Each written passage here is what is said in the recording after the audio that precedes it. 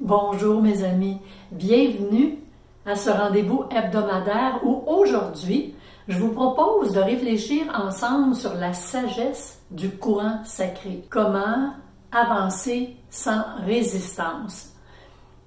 Ce faisant, je pense qu'il y a différents éléments qui viennent nous empêcher d'aller de l'avant de façon plus simple. Et aujourd'hui, on va explorer certaines clés qui vont nous y aider. La prémisse de base, c'est de se rappeler qu'on est des êtres spirituels venus vivre une expérience humaine. Certaines personnes le disent et en même temps ont de la difficulté à voir l'implication de cette réalité. On est de passage sur la planète Terre. Moi, je crois définitivement que l'on vit et que l'on revit parce que l'on a à apprendre comment aimer de façon inconditionnelle, puisque la semence du divin que nous portons nous amène dans cette direction. Par ailleurs, c'est important de l'éveiller, cette semence, d'en prendre conscience pour arriver à la manifester et pour ce faire, certains obstacles, je vous dirais que l'on va franchir pour y arriver. Mais tout d'abord, juste pour illustrer ce propos, je vous amène sur cette pensée de Lao Tzu qui nous dit « Sois comme l'eau, souple et fluide, elle épouse chaque forme sans jamais perdre sa nature. En lâchant prise, tu trouves la voie qui mène à la paix et à l'harmonie. » On a beaucoup à apprendre de ces grands sages. Qu'est-ce qui nous bloque? Qu'est-ce qui nous empêche d'aller de l'avant en étant davantage serein? La compréhension du fait qu'on est là pour faire des apprentissages et que, assurément, chaque personne a dans sa vie des expériences, puisqu'on est venu sur la planète Terre pour faire des apprentissages, il va de soi qu'il y a certains défis que l'on a à rencontrer pour développer cette capacité à aimer inconditionnellement. Et bien que certaines personnes le disent, en consultation, des gens me disent « Moi, Diane, j'aime inconditionnellement. » Et à peu près dans la même phrase, ou pas très longtemps après, « Après tout ce que j'ai fait pour lui, pour elle, regarde de quelle façon je suis traitée. » L'amour n'était pas tant que ça inconditionnel. Puis c'est humain, il ne faut pas s'en vouloir. Cependant, c'est le fait d'en prendre conscience pour être capable de modifier certaines façons de percevoir la vie et ce faisant, on va y arriver. Mais quelles sont les grandes clés de ce qui nous bloque, qui nous empêche de lâcher prise? Je pense qu'il y a toutes ces croyances, à savoir que on peut comme garder le contrôle sur tout. On ne garde pas le contrôle sur tout. Et nous sommes beaucoup habités par différentes peurs.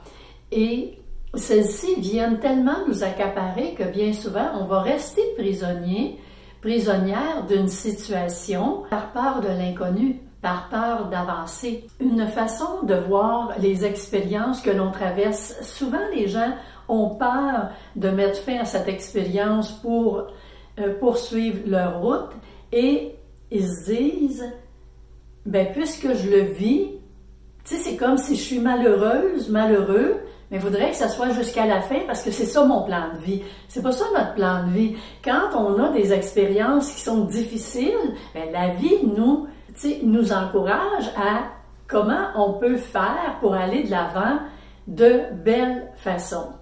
J'ai cette autre pensée que je veux aussi vous proposer, qui est inspiré du taoïsme, qui dit « Celui qui s'abandonne au flot de la vie cesse de lutter contre le vent et apprend à danser avec lui.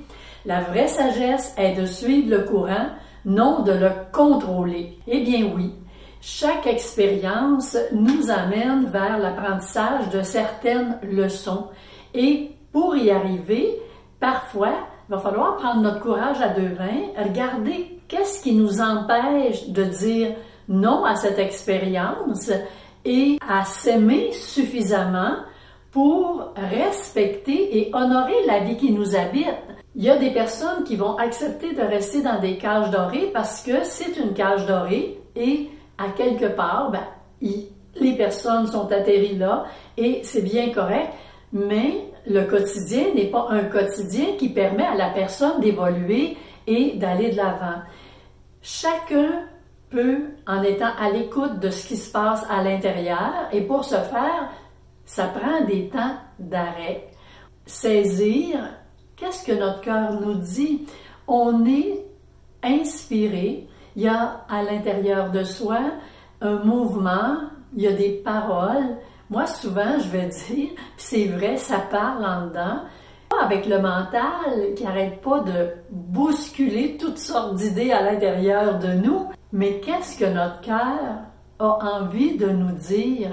Vous savez que à la fin, je vais vous donner une façon, justement, d'initier ce propos, si ça vous va. Et j'ai décidé maintenant qu'à chaque petite capsule, je vais faire un petit résumé à la fin pour permettre aux gens davantage d'intégrer et, en apportant certains autres éléments, de colorer ce que l'on voit au fil de la petite capsule. Et aujourd'hui, certaines expériences nous semblent inévitables car elles font partie de notre apprentissage dans cette incarnation. Bien, personnellement, moi, j'y crois. Pourquoi restons-nous bloqués dans des situations douloureuses alors que la vie nous appelle ailleurs? Parce que oui, la vie nous appelle.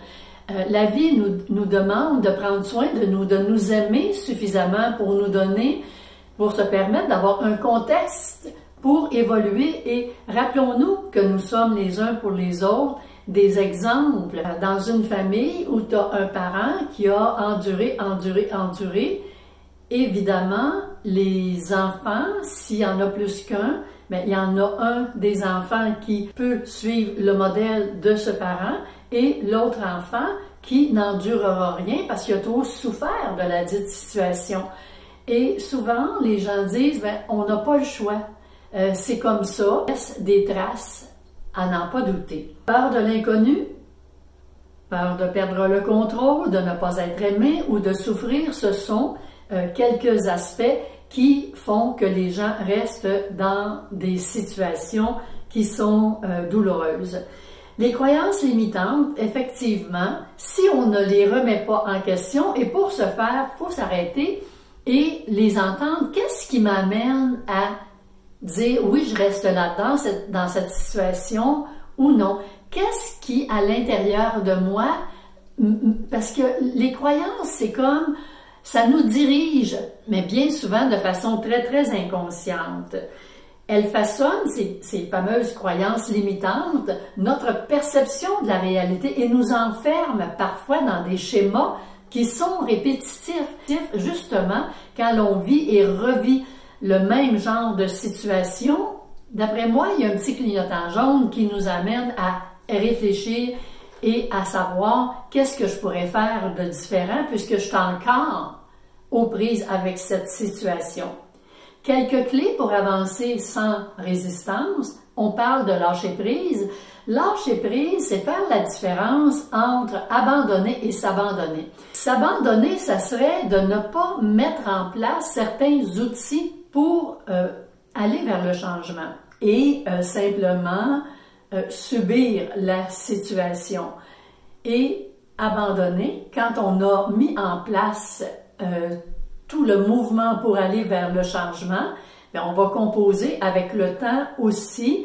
On va arrêter de s'énerver par rapport à ça et on va faire confiance que la vie va nous emmener dans d'autres chemins qui vont nous aider. Discerner aussi, le discernement, c'est comment reconnaître ce qui vient d'une résistance intérieure et ce qui fait partie de notre chemin évolutif. Quand vous allez être à l'écoute, vous allez savoir. Il y a cette fameuse intuition, apprendre à écouter notre guidance intérieure pour sentir si une situation nous sert encore ou si elle est une invitation à évoluer. Si elle nous sert encore, c'est tout probablement qu'on n'a pas encore pris conscience de cette expérience et ce que l'on avait à apprendre dans cette expérience. Et lorsqu'on a appris, on peut aller de l'avant.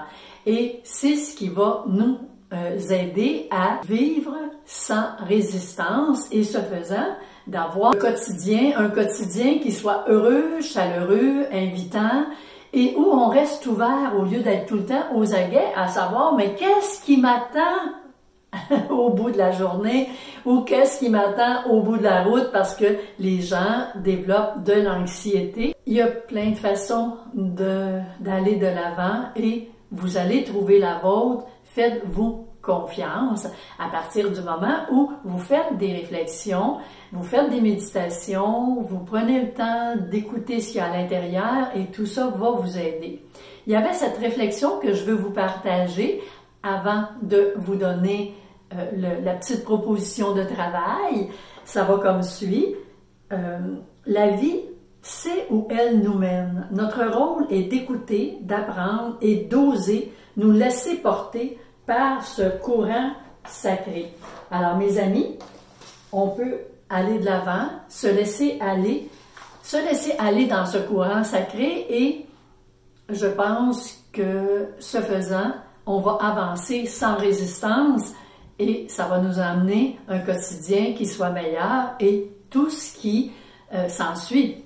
N'oubliez pas de vous abonner si ce n'est déjà fait et merci d'être là à chaque semaine, présente, pour ce petit moment de réflexion qui nous amène à aller davantage vers la rencontre de soi, de notre intérieur et la manifestation de cette cellule divine qui nous habite et qui nous appelle à aller vers un chemin qui est meilleur. Le petit travail que je vous propose maintenant, observer et suivre le courant. Notez une situation récente où vous avez senti de la résistance, c'est-à-dire de la frustration, des peurs, de l'impatience. Vous savez, ça allait pas du tout et vous saviez pas quoi faire avec ça. Demandez-vous, que se passerait-il si j'acceptais cette situation telle qu'elle est? Quelle action simple puis-je poser maintenant? Après avoir fait la réflexion, vous poserez une action simple. Vous allez l'appliquer, puis en fin de la journée, observez comment vous vous sentez. Cela va vous permettre d'expérimenter en douceur le lâcher-prise et l'harmonie avec le courant naturel de la vie qui est là pour tous et chacun de nous.